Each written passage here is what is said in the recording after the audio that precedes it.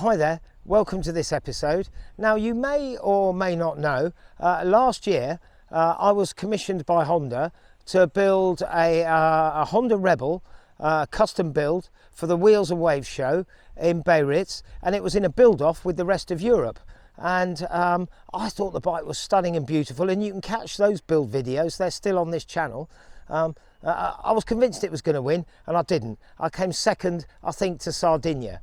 Well, anyway, the phone rang again this year. Oh, and it's the same gig. It's build a custom Grom this year for Wheels and Waves, and this is in a build-off with the rest of Europe. And now, obviously, I have no idea what the others are building, and in fact, I think some of them are monkey bikes and maybe even a DAX, but I'm not too sure. So look, I don't worry about what other people are building. I kind of always go my own route. So I was presented with this little bike. It was red with a black seat, big white plastic washers on it, and I thought, what can I do to that to justify a build? I'm representing the UK and I wanted it jaw-dropping.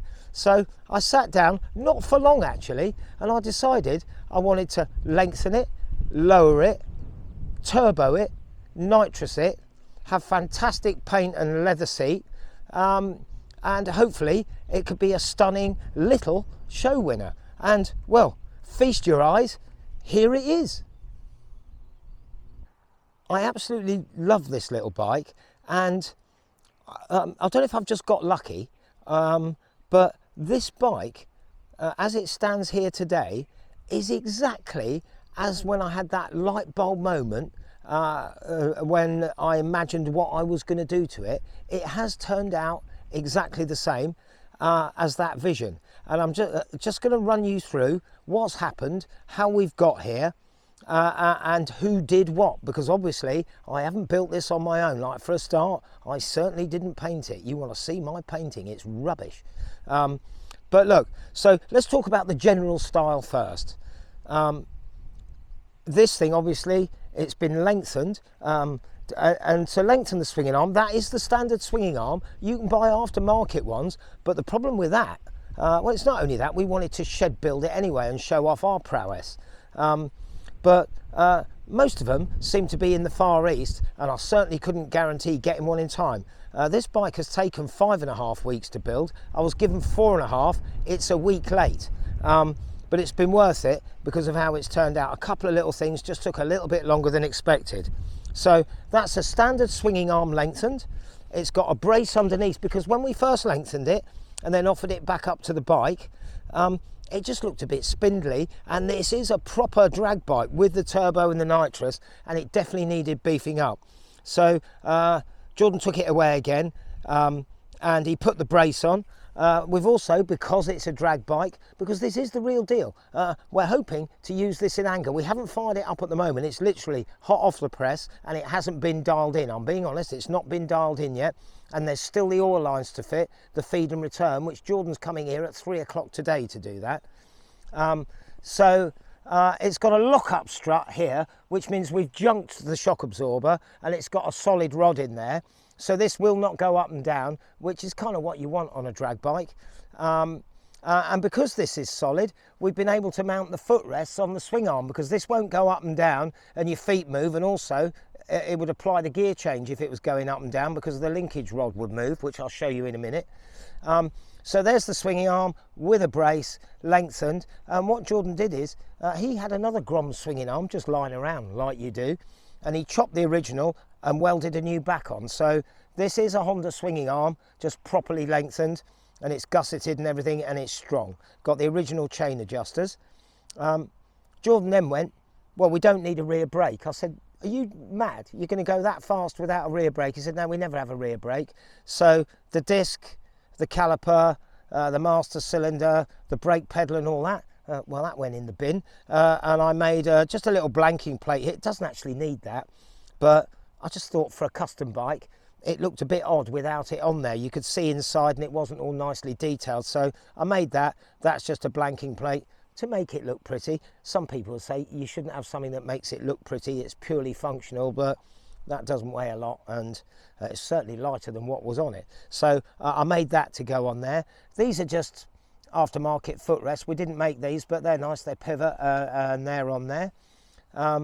Jordan had CNC machined the nitrous bottle mount, which he's welded on. He normally has them in aluminium on an aluminium swing arm, but he had to get that cut out of steel because you can't weld aluminium to steel. So that went in. There's the nitrous bottle. That's got hold on written on it. And by the way, this hold on exclamation mark, I think, you know, we had to come up with a name for the bike. And I thought hold on was quite good because, my God, if this thing runs anything like it should, you will have to hold on. In capital letters, exclamation mark. So that's the nitrous.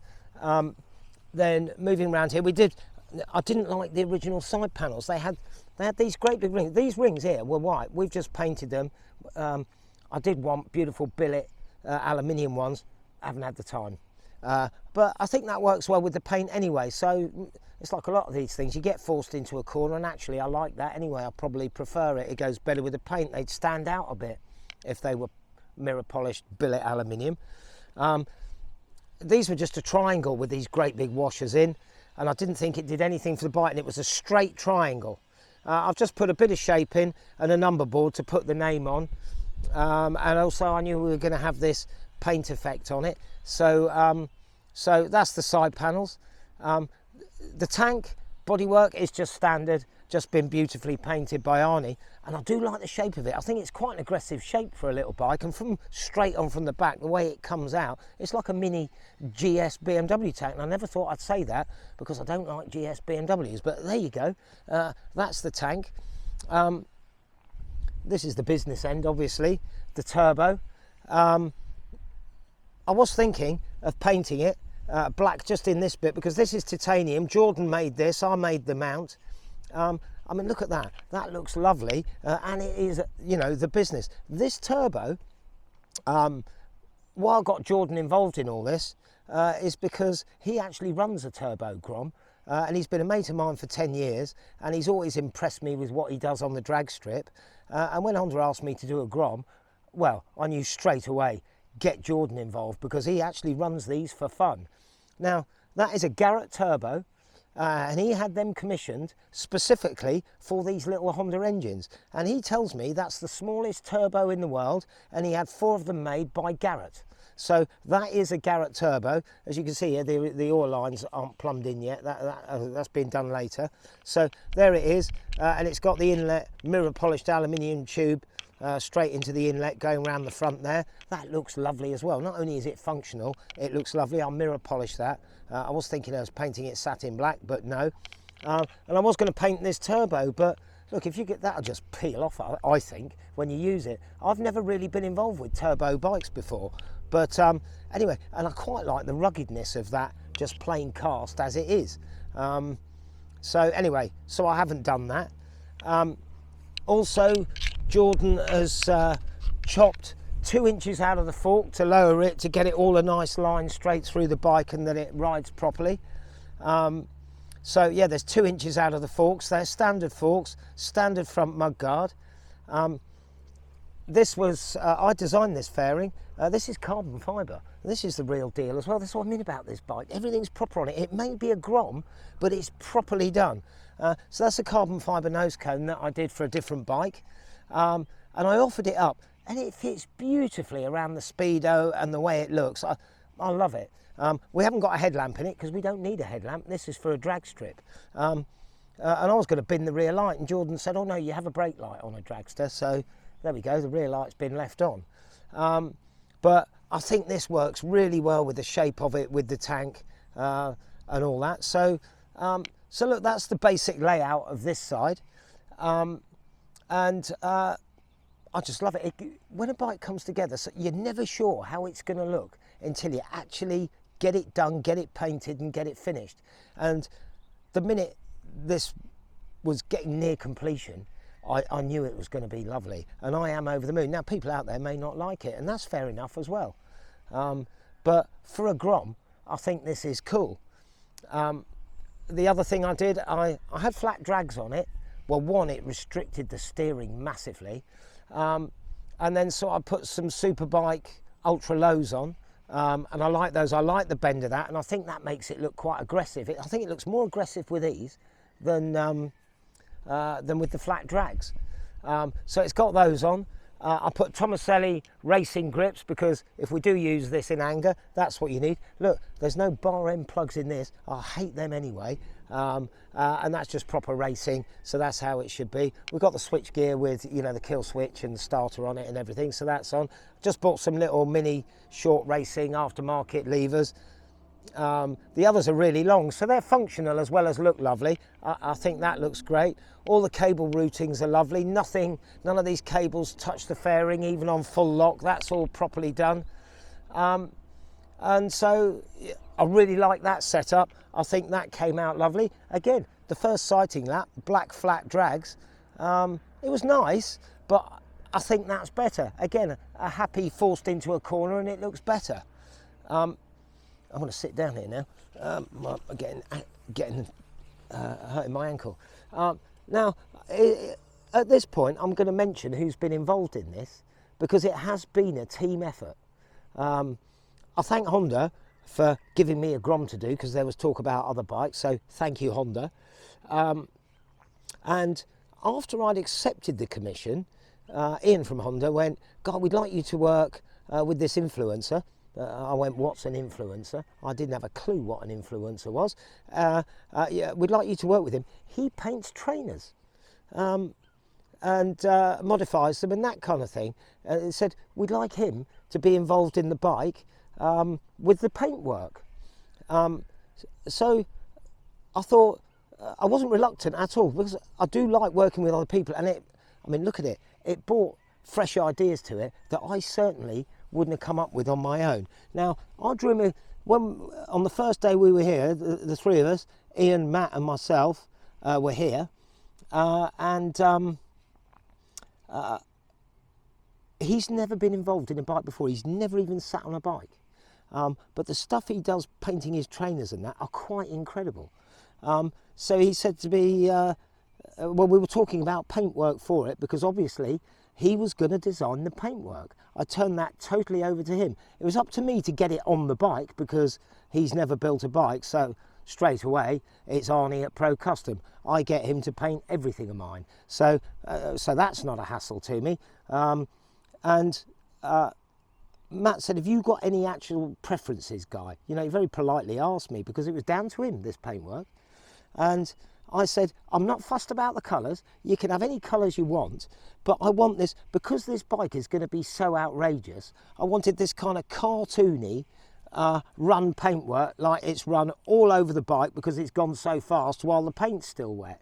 And he liked that idea, so I just fed that to him, and I did my own cartoon drawing of this kind of bit. It was more or less identical to that.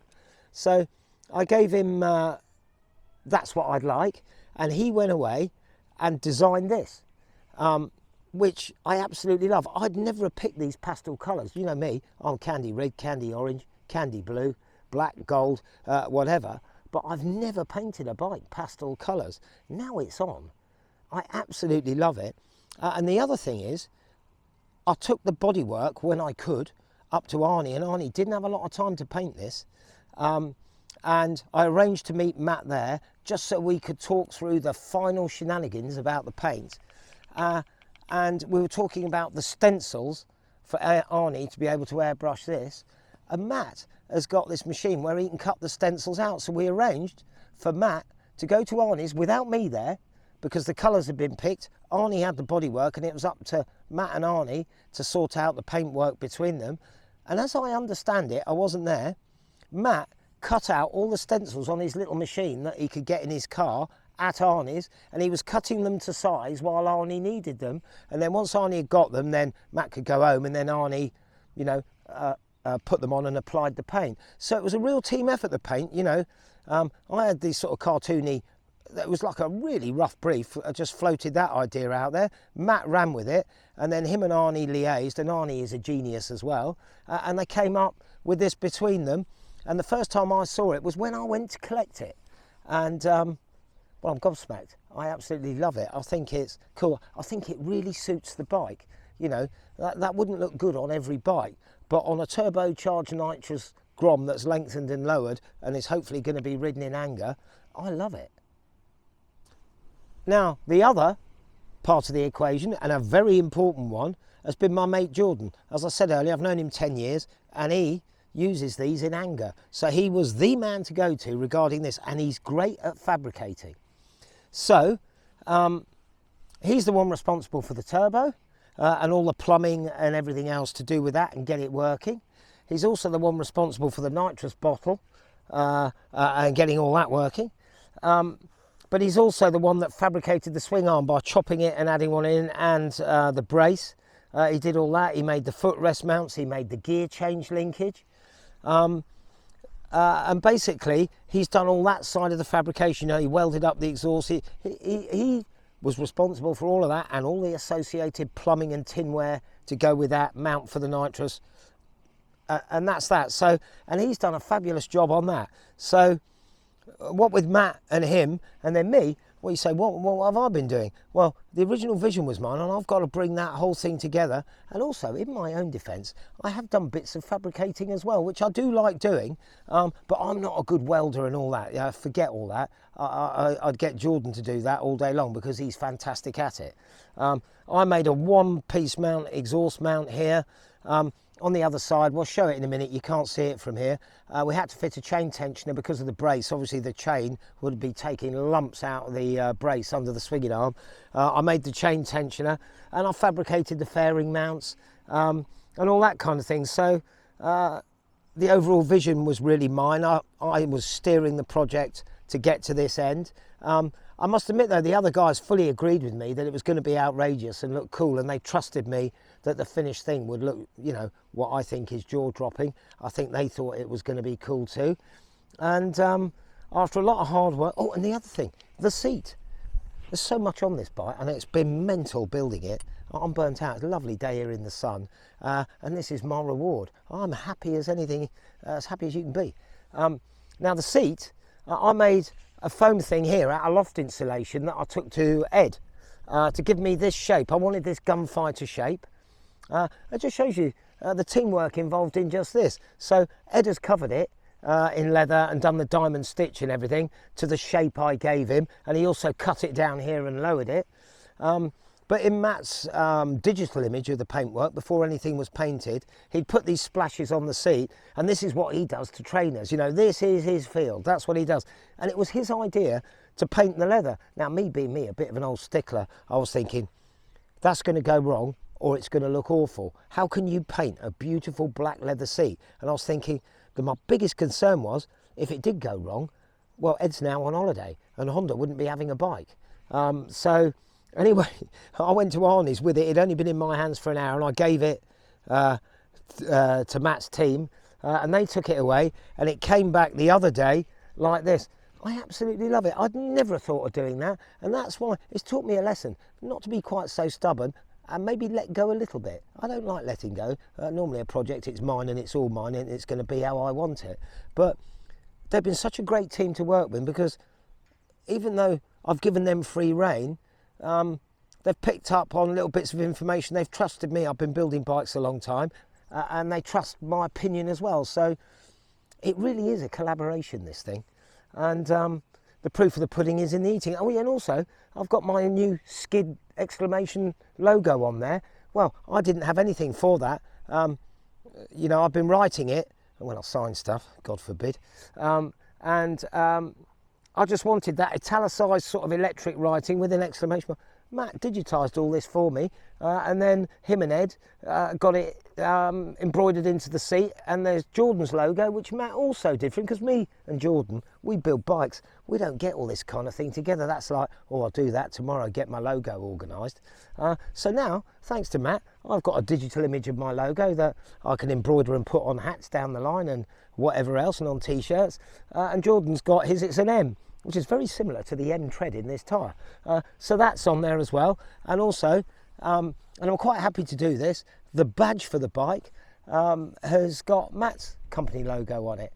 And he got that laser etched, I think it was, and I stuck it on the other day. So everyone's represented on the bike, everyone's had a massive input. It's been an absolute pleasure working with the lads, with Matt B and Jordan.